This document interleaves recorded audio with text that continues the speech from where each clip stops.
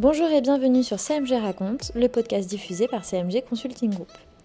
Aujourd'hui, j'ai le plaisir de recevoir Nordine Bellis, associée et responsable de notre pôle organisation et gouvernance, et nous allons parler ensemble de transformation organisationnelle et efficacité opérationnelle.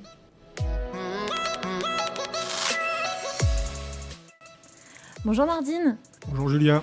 Merci à toi d'avoir pris le temps de participer à notre nouveau numéro de notre podcast CMG Raconte. Alors aujourd'hui, on va parler de transformation organisationnelle et d'efficacité opérationnelle. Du coup, je te propose dans un premier temps de nous expliquer un peu comment ces 2 dernières années, plus la crise sanitaire, ont transformé nos organisations. Avec plaisir. Tout d'abord, merci de me donner la parole. Donc, par rapport à la thématique qu'on souhaite présenter, ces 2 dernières années, même un peu avant, on connaît une transformation numérique et digitale d'ampleur. D'ailleurs, que ce soit au niveau de nos entreprises ou au niveau de notre société de manière plus globale. Et effectivement, à juste titre, comme tu le précises, avec la crise sanitaire, ça a accéléré pas mal cette transformation au niveau des organisations, au niveau du modèle managérial notamment. On l'a vu à l'origine, avant même la crise sanitaire, on était très dans des approches de digital working. L'objectif était de décloisonner les gens, de ne plus avoir des postes attitrés, de créer des ouvertures et une ambiance qui soit propice à l'innovation, à la responsabilisation aussi, à la prise d'initiative. Sur la partie modèle managérial, on a vu évoluer effectivement la manière de manager les collaborateurs. C'est un management alors qui s'est aussi à nouveau retrouvé modifié par la crise sanitaire, puisque le télétravail incluant naturellement du management à distance. Toutes ces nouvelles problématiques, en fait, ont été posées, rencontrées, et on a essayé de trouver des solutions. Des solutions alors, sur le modèle managérial pour manager à distance, suivre le travail de ses collaborateurs, s'assurer de leur bonne application. Sur un plan un peu plus humain, c'est leur faire confiance, savoir déléguer. Sur les organisations, essayer d'être aussi dans des organisations plus propices à l'échange, à la communication, à la collaboration. Toujours, bien évidemment, dans un souci d'efficacité opérationnelle, d'efficience, pour essayer d'inscrire ces transformations dans une logique et une stratégie d'entreprise. Donc on a principalement 3 défis majeurs qui se sont présentés. Le premier étant un défi sur la transformation des organisations, les fiches de poste, la manière de travailler, la manière d'échanger, la manière de collaborer, la manière aussi de faire monter en compétence ses collaborateurs sur l'usage de nouvelles technologies, sur la manière dont il doit s'inscrire dans des nouveaux modèles organisationnels, puisqu'aujourd'hui, traditionnellement, on était dans des approches méthodologiques très cycle en V, très CMMI, donc des structures organisationnelles ou méthodologiques plutôt très cadrées. Aujourd'hui, on est plutôt sur des organisations basées sur des méthodologies agiles, SAFe notamment. On voit qu'on a complètement déstructuré ces organisations pour les structurer autour de ces modèles méthodologiques. L'objectif de ces modèles méthodologiques, c'est d'aller chercher plus de souplesse, plus de réactivité, d'être sur des tâches moins importantes, sur des projets moins longs, pour favoriser des tâches moins importantes en termes de charge, moins importantes en termes de délai. On travaille avec des backlogs, on travaille avec des nouveaux outils type Jira notamment, qui permettent d'avoir justement cette souplesse, qui permettent aussi de réunir des contributeurs issus d'équipes différentes autour de la table, le métier, la maîtrise d'ouvrage, l'IT avec les développeurs. On y injecte aussi de nouvelles approches type le DevOps, le DataOps. Donc tout ça, ça contribue aussi à la transformation organisationnelle d'un point de vue méthodologie de travail avec le digital working et avec le télétravail, mais aussi sur les compétences qu'on attend aujourd'hui de nos collaborateurs. Du coup, toutes ces transformations-là, ça a été vraiment accéléré par la crise sanitaire, ou c'était déjà des transformations qui étaient déjà mises en place dans certaines structures? Donc c'est vraiment la crise sanitaire qui a insinué ces transformations-là. Alors, en fait, la crise sanitaire, ça a été un accélérateur. Ça a été vraiment un vecteur d'accélération. On savait que le télétravail était envisagé, que ça pouvait simplifier certaines approches, donner plus de souplesse, essayer d'aller dégager aussi des gains de productivité, puisqu'on évitait aussi les temps de transport, ce qui n'est pas négligeable sur une journée de travail. Ça permettait aussi potentiellement d'aller chercher un nouvel équilibre, vie professionnelle, vie perso. Et effectivement, avant la crise sanitaire, tout ça, c'était un peu en réflexion. Et du fait de la crise sanitaire et du confinement, on a dû y aller de toute manière. C'était plus qu'une obligation, c'était une exigence sanitaire. Et ça a permis de booster un petit peu cette approche et de mettre en place les moyens, les ressources, l'organisation pour aller sur le télétravail. En soi, aujourd'hui, quand on voit qu'on commence à être un peu dans une approche un peu sortie de crise, on voit qu'on commence à avoir des nouveaux équilibres entre télétravail et présentiel. L'objectif, c'est d'avoir cette approche de manière intelligente pour qu'on puisse donner aussi les moyens aux managers de continuer à manager dans de bonnes conditions, qu'on puisse continuer à fédérer les équipes. C'est aussi important de se voir, c'est aussi important d'échanger. Même la pause café dans le modèle agile, par exemple, jusqu'à longtemps, on le voyait plutôt comme une perte de temps. Finalement, on s'est rendu compte très rapidement que c'était aussi un lieu où on échangeait beaucoup d'informations et potentiellement on pouvait prendre des décisions. Donc c'est aussi, quelque part, prendre ça en exemple et se dire, si on arrivait à avoir une communication, on met les gens dans des conditions relativement saines, avec une prise de recul nécessaire à l'échange de la bonne information, on arrive à obtenir des résultats plus importants que lorsqu'on les met sous stress dans des organisations très formelles. Donc décloisonner, favoriser le télétravail pour cette recherche d'équilibre vie pro, vie professionnelle, chercher un peu plus de productivité, c'est effectivement des choses qui se sont accélérées grâce à la crise sanitaire. Je dis grâce, malheureusement, parce que la crise sanitaire, bien évidemment, on l'a subie tous, mais elle aura au moins eu le mérite d'apporter cette accélération dans la transformation. Pour preuve, aujourd'hui, on est quand même sur un équilibre où, dans les conventions collectives, on commence à négocier des jours de télétravail. Donc on voit bien qu'on en prend la direction, l'orientation aujourd'hui. Sur le modèle managérial, c'est un peu plus compliqué parce que demander à des managers qui avaient plutôt un management classique jusqu'à présent et leur demander d'aller vers un peu plus d'empathie, vers un peu plus de bienveillance, favoriser la délégation pour encourager la responsabilisation et en même temps essayer de contrôler le travail de ses collaborateurs à distance, c'est quand même un sacré défi. C'est aussi pour ça que, pour ces managers new wage, j'ai envie de dire, où on leur demande d'être capables de faire les deux, on essaie aussi de leur donner des outils, mais des outils qui permettent, eux, de piloter effectivement l'activité à distance, de responsabiliser et de déléguer, tout en ayant un certain contrôle, mais en même temps d'avoir un effet miroir de la part de la collaborateur, puisqu'on a des outils type Klaxoon qui sont mis à disposition des collaborateurs et du manager lui-même, et sous couvert d'anonymat, on est capable d'évaluer son management, son inscription l'inscription de son rôle et de son activité dans la stratégie d'entreprise et prendre quelque part un peu la température au sens RH du niveau d'implication, de la motivation de ses collaborateurs. Ils peuvent aussi s'exprimer sur ces parties-là. Et ça, c'est important dans le cadre d'un projet organisationnel, par exemple, de prendre la température comme ça? C'est très important parce que c'est un peu classique, on prend un peu quelque part le moral des troupes, la température du moral des troupes, et on voit si ils sont vraiment motivés, ils vont dans la même direction et on est bien au service de la stratégie de l'entreprise. Ou alors, est-ce qu'on est en train de déceler des points de blocage, des incompréhensions? Parfois, c'est très souvent des problèmes de communication, des mauvaises interprétations, de mauvaises délégations. Je n'ai pas donné la bonne activité à la bonne personne. Ou il y a des gens qui proposent des choses, qui s'impliquent, qui sont proactives, qu'on ne sait pas identifier. Et du coup, à force de vouloir proposer des choses, mais de ne pas avoir de retour, ça rend difficile l'encouragement parce qu'au final, elles se découragent, elles se disent je propose des choses, mais je n'ai pas de retour. Donc, c'est aussi capter ces potentiels. C'est aussi ça qu'on essaie de faire avec ces nouveaux outils, avec cette nouvelle approche managériale, capter ces initiatives, ces potentiels qu'on peut faire évoluer et les utiliser quelque part pour encourager les autres qui sont un peu plus dans l'incertitude ou plus dans l'incompréhension de ce qu'on attend d'eux et s'en servir comme relais.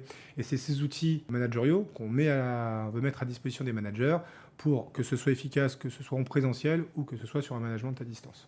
Et alors du coup, on a des outils, comme tu l'as dit, de prise de température un peu managériale. Qu'est-ce qu'on a d'autre du coup comme outils qui vont nous aider pour tous ces projets organisationnels ou ces transformations opérationnelles?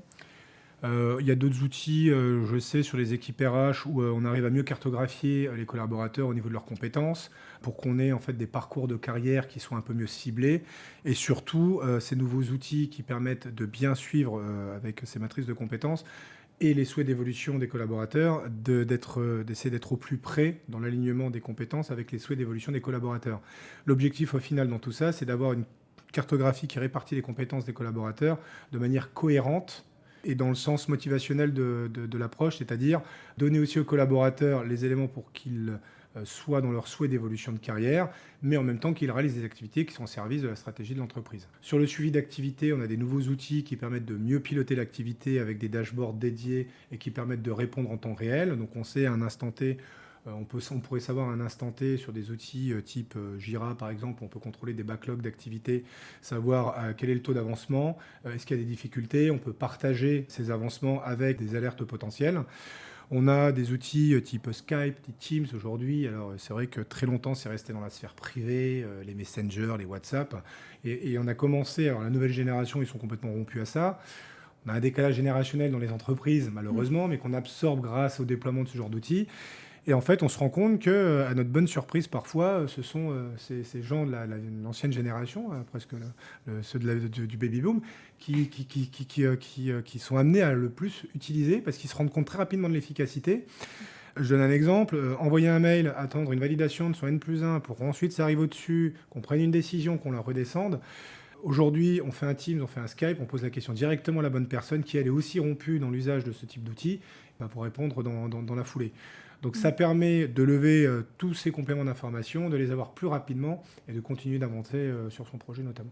Et alors, est-ce que justement la crise sanitaire, les nouvelles technologies vont avoir un impact sur les méthodologies de projet? Par exemple, tu parlais de SAFe tout à l'heure. Tout à fait. Ça a impacté comment? Alors, les nouvelles technos vont permettre de mettre en place des nouvelles approches méthodologiques type SAFe. Parce que SAFe, en fait, qu'est-ce que c'est? C'est un modèle organisationnel. On a redéfini des nouveaux rôles. Bon, c'est une approche très américaine, bien évidemment, comme à l'habitude. Mais on a redéfini des rôles où chacun trouve sa place avec des fiches de poste très bien décrites, très précises. On a des responsables de train, on a des product owners, on a des product managers, on a des business owners. Chacun est à sa place, en reprenant un peu les anciennes hiérarchies, mais en les réintégrant avec le rôle correspondant dans cette nouvelle organisation SAFe. Chacun, alors c'est pour ça aussi qu'on demande avant d'intégrer ces organisations chez nos clients d'avoir une certification SAFe pour bien comprendre comment fonctionne toute cette organisation et quel rôle on va y jouer à l'intérieur. Donc on va vite comprendre pour qui je travaille, à qui je réfère, quels sont mes différents contributeurs et quels sont un peu les circuits de validation pour que je puisse réaliser mes activités. Ça vaut pour un consultant qui intègre l'organisation d'un client dans le cadre d'une mission ou les internes eux-mêmes qui, eux, vont vivre le modèle de manière continue tout au long de l'année, tout au long de leur carrière.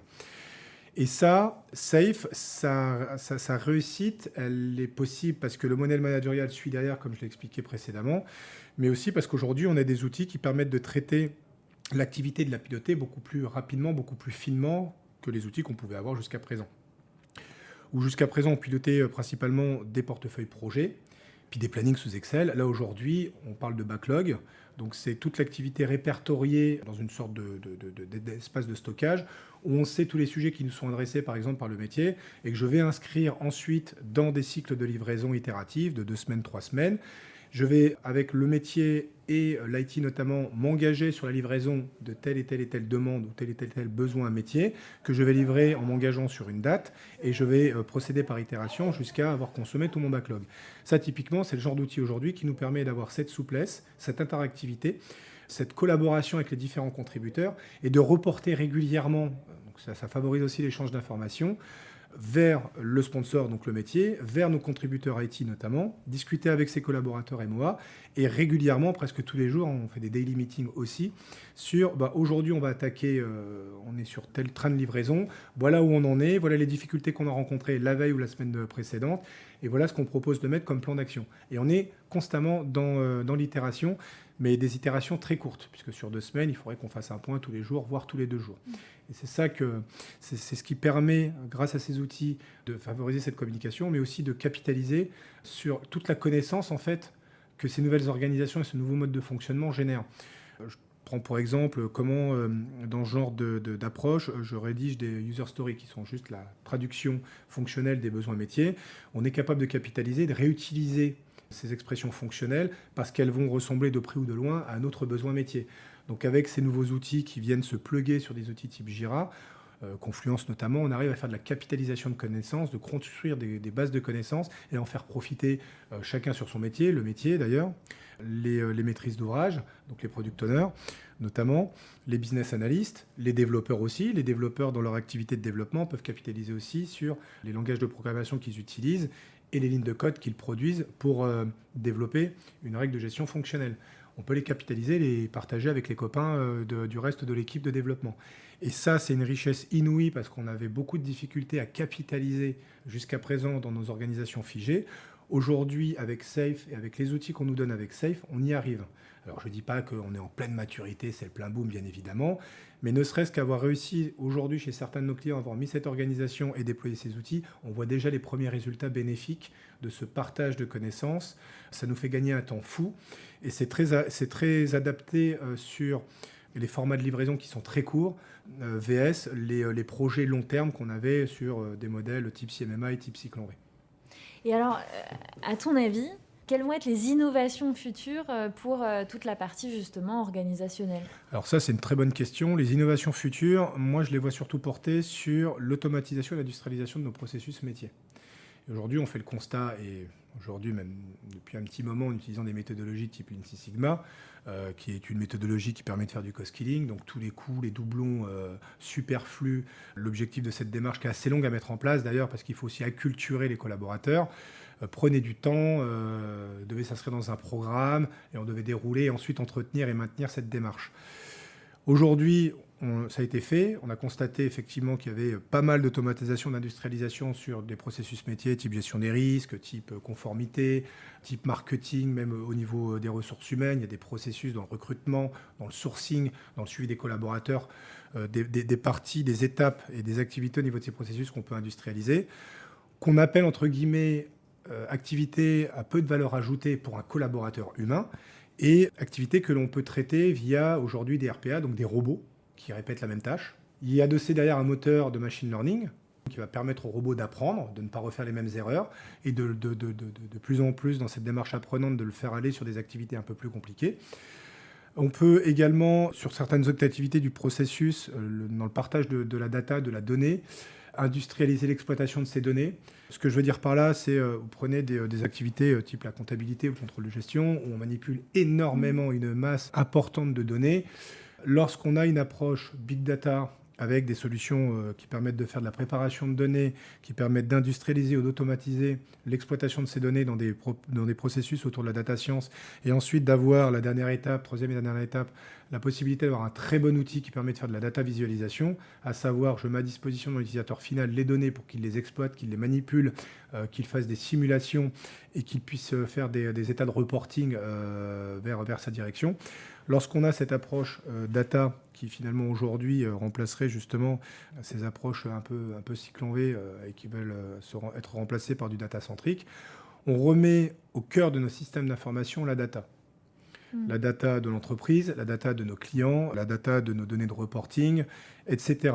Cette première étape qui doit être une phase de préparation permet de centraliser toute cette donnée de notre système d'information. Quand je dis nous, je parle de celui de nos clients notamment, de la centraliser au même endroit, ce qu'on peut appeler un data warehouse, un data lake, de la formater, de la structurer, d'évaluer son niveau de qualité, d'imposer des processus qui permettent d'atteindre le niveau de qualité exigé par l'utilisateur final, et ainsi de construire une gouvernance de la donnée sur cette première phase de préparation. Une fois que ça s'est fait et qu'on a notre stock de données qui est sécurisé, de qualité, en ayant respecté les prérequis d'intégrité de la donnée, on peut attaquer la manière dont les processus vont exploiter cette donnée. Et la deuxième étape, cette étape de data science, où justement l'objectif c'est d'aller chercher ces données et de les mettre au service du processus, on va voir dans quelle mesure on peut industrialiser l'exploitation et l'analyse de ces données, pour derrière, sur peut-être des dossiers sensibles ou des pans de données sensibles, les confier à un opérateur humain, un collaborateur humain, qui lui va faire cette analyse avec son expérience, avec le recul. Par contre, des analyses très simples, elles, quant à elles, peuvent être faites par justement des traitements de données industrialisés, automatisés. Ce qui permet de reprendre, de resituer, de recentrer ces collaborateurs sur des activités à forte valeur ajoutée, qui ont besoin d'un retour d'expérience humain, parfois plusieurs années d'expérience sur certains métiers, je parle notamment du KYC au niveau de la conformité, d'aller sur des dossiers très compliqués et sur des dossiers très simples, de confier ça à un processus industrialisé, automatisé. Et enfin, dernière étape sur ces nouvelles technos qu'on utilise, notamment la data, c'est la partie visualisation où à l'utilisateur final, on restitue le résultat de l'exploitation de ces données. Quand on les a fait passer dans la moulinette de leur processus métier, voilà le résultat qu'on en retire. Et ce résultat, ils peuvent le manipuler en modifiant certaines données, faire des simulations de scénarios dans un souci d'une approche de data décision. Ce que je veux dire par là, c'est on a un instant T, on fait un constat sur son processus métier, voilà ce qu'il en ressort. On aimerait aussi avoir des projections, et c'est de plus en plus ce que nos clients aujourd'hui essayent de faire. Ils veulent collecter de plus en plus de data, même des données externes d'ailleurs, sur le profil des clients, sur la tendance du marché, sur comment se projette, le marché de l'immobilier, pour avoir une tendance justement de est-ce qu'on va être sur plus de souscriptions de crédits immobiliers, plus de souscriptions des crédits à la consommation. On veut aussi un peu, comme on fait sur les réseaux sociaux, faire de la personnalisation, donc mieux connaître ses clients, mieux les suivre aussi dans leur parcours de vie au sein de l'entreprise, alors ses clients comme ses collaborateurs, et être au rendez-vous lorsqu'on sent qu'ils auront un projet, une demande, une requête, et être sur la bonne proposition au bon moment. Et ça passe par énormément de consommation de la data. Et aujourd'hui, on essaie un petit peu de faire un peu ce qu'on a vu dans le secteur des services ou le secteur de l'industrie, vraiment aller vers ce sur-mesure, cette personnalisation de son client. Et ça, les services de marketing ou les services commerciaux chez nos clients sont très friands de ce type d'approche. En fait, on en vient presque à faire rentrer en jeu l'intelligence artificielle. Tu parlais de machine learning tout à l'heure, mais c'est exactement ça. L'analyse et la prise en compte de la donnée pour des propositions, c'est ça, c'est exactement du machine learning. C'est exactement ça. Moi, je veux parler de RP et de machine learning parce que je trouve qu'aujourd'hui, on est encore un peu sur les prémices de ces approches. Beaucoup de gens avec qui on peut discuter aujourd'hui, quand on fait des webinaires, qu'on se tient un peu au courant de l'actualité, qu'on regarde aussi outre-Atlantique ce qui se passe, c'est que chez nos amis nord-américains, on a quand même une certaine avance sur ces approches. On se rend compte, en fait, que oui, l'intelligence artificielle arrive de plus en plus au cœur et avec un peu le même niveau de maturité, pas tant dans l'utilisation des technologies, mais plutôt dans la manière dont on projette son usage. On se rend compte qu'on arrive à une maturité qui est celle de l'exploitation de la data. Pourquoi ? Tout simplement parce que l'intelligence artificielle va exploiter la data qu'on aura réussi à préparer, à automatiser et à restituer. Et mettre de l'intelligence artificielle derrière, c'est tout simplement cette partie d'industrialisation, d'automatisation, où on a un peu comme dans les films type Terminator, voilà, une grosse intelligence artificielle qui est capable de gérer vos processus, qui est capable de vous gérer des volumes de données phénoménaux, et un peu de faire le travail à votre place. D'ailleurs, aujourd'hui, on s'inquiète de la place que va prendre l'intelligence artificielle demain. On a vu dans l'actualité une intelligence artificielle en bêta-test, voir si elle était capable de remplacer, alors je me souviens, c'était une histoire au Japon, il y avait une intelligence artificielle qui était peut-être capable de remplacer le travail de 1200 salariés dans une assurance. Je ne connais pas le résultat. Voilà. Donc, on était en train de tester, voir un petit peu comment elle se comportait. Est-ce que sur la partie machine learning, elle devenait suffisamment autonome en termes d'apprentissage ? Parce que l'objectif de l'intelligence artificielle, c'est qu'aussi, à un moment donné, elle prenne des initiatives, qu'elle soit force de proposition, qu'elle anticipe. Et on construit aujourd'hui des modèles de projection pour aller dans l'anticipation. On sait qu'aujourd'hui, c'est très compliqué. Mais c'est peut-être ça aussi qui va être un peu la pierre angulaire de l'intelligence artificielle demain. C'est quand on sera capable de faire ça, j'ai presque envie de dire qu'on ne sera pas au chômage, mais on pourra se consacrer à autre chose. Et l'intelligence artificielle travaillera pour nous. Eh bien, écoute, merci Nordine pour toutes ces informations. Et puis, on verra ce que nous réserve le futur et du coup l'intelligence artificielle, en espérant que tu sois toujours avec nous, du coup. Avec plaisir, Julia. On se donne rendez-vous dans quelques années et puis on refera de nouveau un témoignage pour faire un point de situation. Ça marche. Merci Nordine, à bientôt. À bientôt. C'était CMG Raconte, merci de nous avoir écoutés. Si ce podcast vous a plu, n'hésitez pas à commenter, liker et partager. On se retrouve très bientôt pour un nouvel épisode de CMG Raconte.